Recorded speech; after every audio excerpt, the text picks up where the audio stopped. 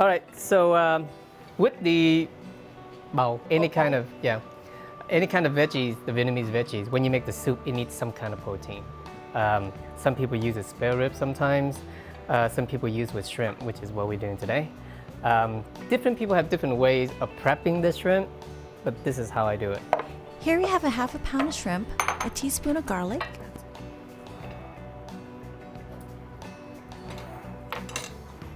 a teaspoon of salt, and some fresh black pepper. A lot of pepper. Over the years of cooking, I realized the peppers really bring out the flavor in the shrimp, so I put in a lot of it. So you don't want this into a paste, but you want it to be chopped enough because it gives like a different texture to the soup. Some people like to leave the whole shrimp. Some people like leave the shells on. Sometimes I do that too. So experience around. I mean, the shell does give a different flavor too. So besides fresh shrimp, you can use dried shrimp, right? Yes, you do. I use that on my lazy days. I actually like dried shrimp a lot. Different, has a different flavor. It does, it does. But the fresh shrimp has a fresher taste, while the dried shrimp has this really salty but yet very savory.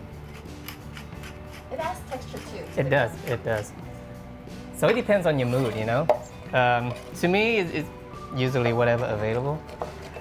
Conveniency too. Pop out your freezer, whatever you have, use it, you know?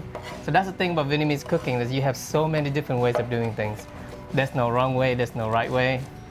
A lot of people have their favorite food because their grandma made certain way, or mom makes certain way, and nobody else does it. And they're so used to that, and that's perfectly fine too.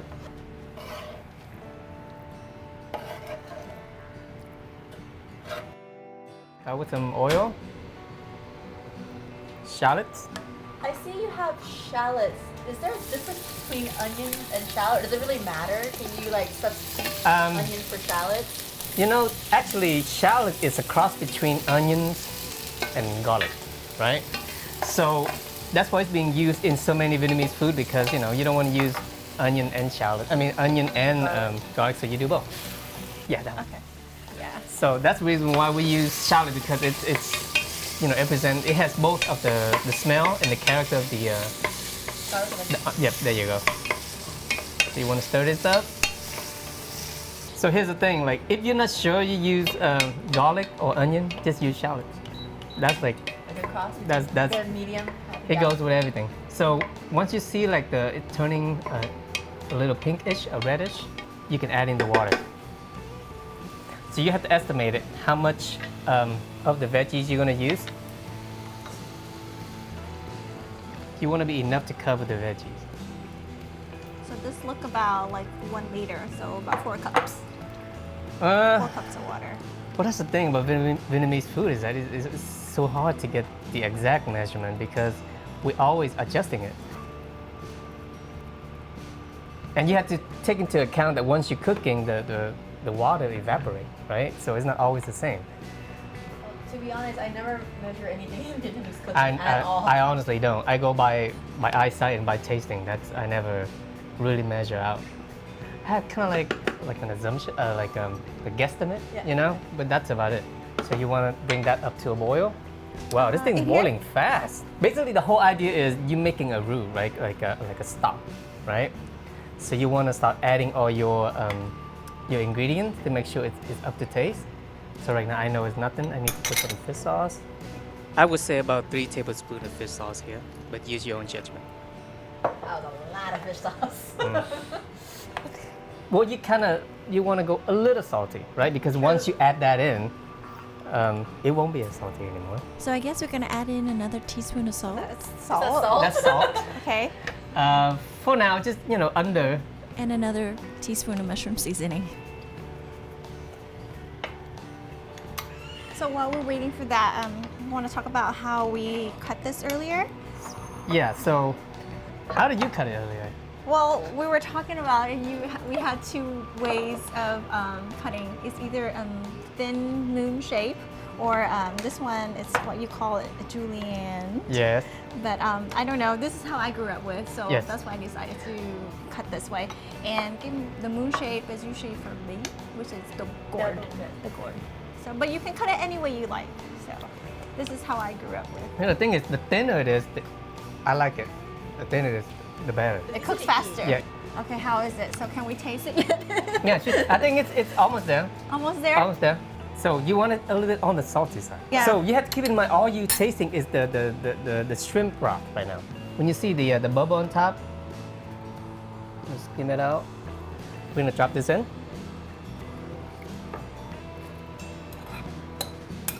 Okay, now can one of you ladies be kindly enough to chop up the cilantro, get it ready for me, too?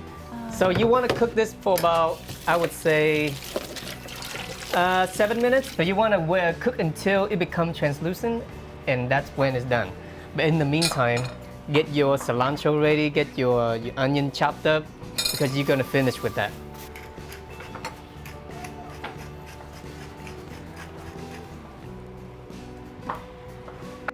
Okay, I think it's done. Ladies, have a taste. Okay.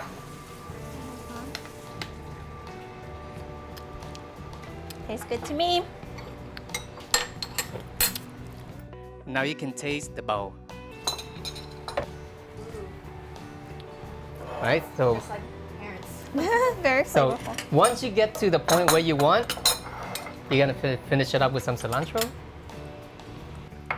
Cilantro, some of the onions. It looks beautiful. So everyone, you might not know this. We all know Cardin is a chef, but Trina here also is equally as good of a chef with Cardin. She got her degree at Cordon Bleu. Yes. So what was that like? That's the real deal, man. Did you go to school at Cardin? Or did No. you? I'm home taught. Oh, there you go. That's one thing Trina got back home. My wife pointing finger at herself. She loves to take all the credit, but hey. But you know, my family is the reason why I started But cooking. your wife inspires you to cook, yeah? Yes, that is yeah. true. My family is the main reason why I started cooking. You know, it's just because they have more bonding time, knowing what you put on the table for them to eat, and also ultimately save money too. You don't need to go to school to make good food. And it's You know, you just amazing need to right have you just need to have the love for it, Yes. the passion for it, and the willing to learn. there. Yes. What was like culinary school like, Trina? I mean, I can't ask Cardin because he didn't go to school. It was tough. I gotta say that it was very tough. The first 3 months, I want to just cancel and just go home. Or, I mean, not go home, but I just want to give up and not go to school anymore. Because I feel like it's made for men more than women. And part of that was because everything is very fast paced, and like 80% of the students and the teachers were men. So it was just like a very men-dominated environment. Yeah. What pushed you through culinary school? That if you My felt husband. Yes, he was the motivation behind it all. And if it wasn't for him, I wouldn't even go to school. So yes, it was all out of love. Well, you know what? He's getting some great home-cooked meals at home, made with love. I mean, he can't complain. No, I think the big advantage is that because you're Vietnamese, you grow up in the Vietnamese culture. So now that you learn from Cordon Bleu, you can apply both, and it will be amazing. You know, I mean, that's just the way it is. You come from different backgrounds, you get more influences, more room for creativity, right? Yes. But there's still so much to learn. I mean, I'm still learning every single day. Just because I went to culinary school doesn't mean that I know everything. I mean, there's so much things I learn more with home cooks, you know, versus school. School is more techniques, things that from books and like the basics of it. But the love and the taste and everything is honestly practice. What you don't know, we are actually cooking in a real kitchen, you guys. It's not a studio kitchen. This is actually Trina's kitchen at home. And they both have 2 beautiful kids, one of each. Back to what you were saying, like every day is never ending learning. Even like the old recipe, right? Even when I'm making the same thing again, there's always room to improvement. There's always different techniques you can apply to it. Sometimes you want to fry this first, and when you don't want to fry it, you know, sometimes you want to throw in the water first. I mean, many things you can do, different variety, that would change the result. So there's no such thing as a perfect recipe, I don't Yes. think, right? It's a never ending learning process. Exactly. Thank you so much for watching our episode on Vietglish food. Please subscribe to our YouTube and on our Facebook channel. Let us know what you would like to cook next. So I hope you guys enjoyed this episode. Until next time.